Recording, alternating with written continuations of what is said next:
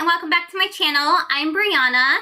If you're new to my channel, go ahead and click that subscribe button down below. That way you can check out future videos and kind of maybe check out some of my past ones. I wanted to do a video that was kind of a little bit of a bio about me because I haven't really done one and I'm fairly newer to YouTube. So I just wanted to let you guys get to know me a little bit more. So let's get started. Okay, so I'm 32. I have two beautiful Cocker Spaniels. They are over there looking at the window. Madeline, Miko, hey guys. Hi, say hi.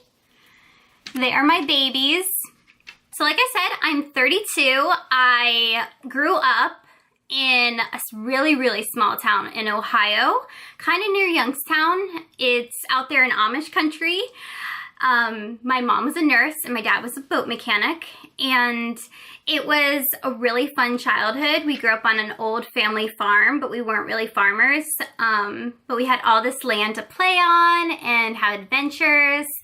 I actually was babysat by the Amish, which people think is so interesting. I guess people are like, oh my gosh, I can't believe you were babysat by the Amish. What was it like? And I was like, well, it was really normal. I mean, we would just sit in a circle and sacrifice animals, and it was really normal. Like, we really played outside as kids. We played in the garden. We helped pick vegetables. We would run around and see the cows and the little barn kittens. And it was just really fun. They always made us the best food. I mean, if you've ever had Amish cooking, it's so good. So good. Those women know how to cook. So it was just really fun and I really enjoyed it. Another part of my childhood that made me kind of more diverse and more open to the world was my very, very best friend was Jewish and Filipino. Her mom was Filipino from the Philippines and her dad was Jewish from New York. And they ended up in this small town with us. And yeah, we were inseparable. She was my best friend. And I would go to temple with her sometimes, and she would come to youth group, Presbyterian youth group on Wednesdays with me. And it was just so much fun. It opened my eyes to different things. We didn't judge each other. We were just really curious as to how each other's kind of family did things. She would spend Christmas with us sometimes, and I would do holiday Hanukkah traditions with her, and it was just so much fun. Another big thing that I did with her was when I was 15, I went to the Philippines with them for 6 weeks, and it was a huge eye-opener. So like I said, her dad was a doctor, and he opened up a clinic in a really poor village.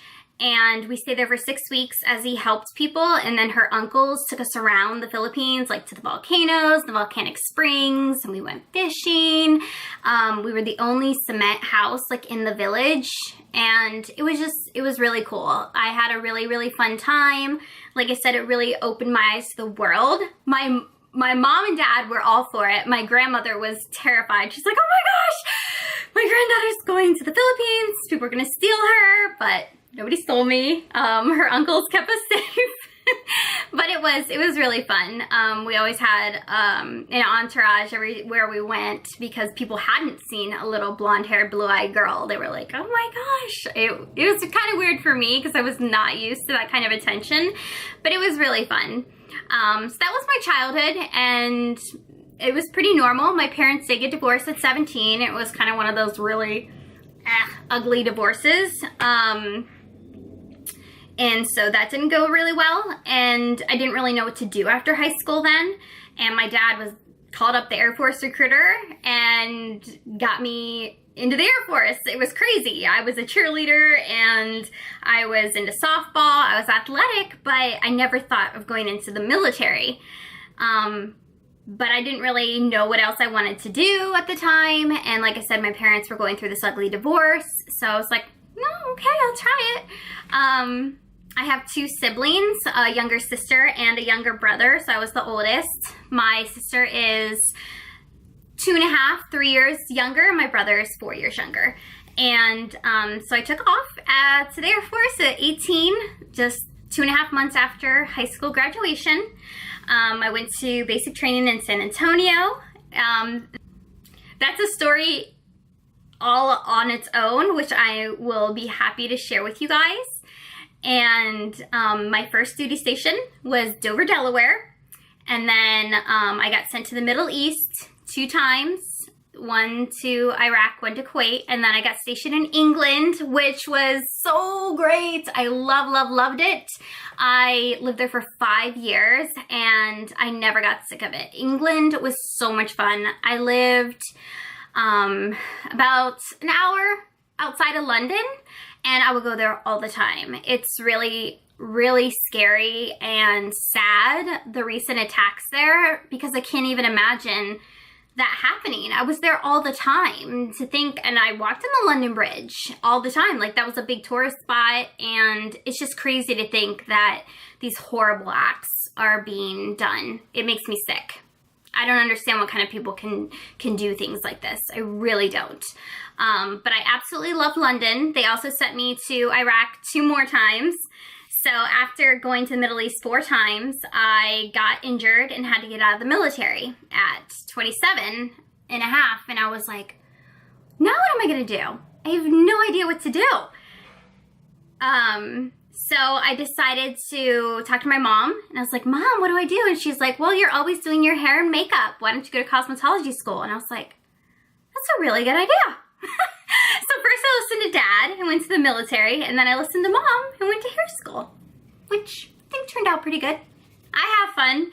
I love my clients. I love making people feel really good about themselves and just really happy to see a client's face light up after I complete her hair color or styling is the most rewarding part of my job. Recently, I've had to quit my job because I have injuries rearing its ugly head. I have cervical dystonia and neuralia, so it means that I have damaged nerves and muscles in my neck and back. And just last week, I had to stop working. So that's unfortunate, but this means that I have lots of time. It means I'll have lots of time now to devote to my YouTube channel. So, like I said, go ahead and subscribe if you're new. Give me a thumbs up if you kind of liked my bio and getting to know me. And let me know down below what you want to start seeing from me as far as future videos go, because I'm going to have lots of time and I really want to help entertain you guys. All right. Well, you guys have a great day. I'll see you soon. Bye.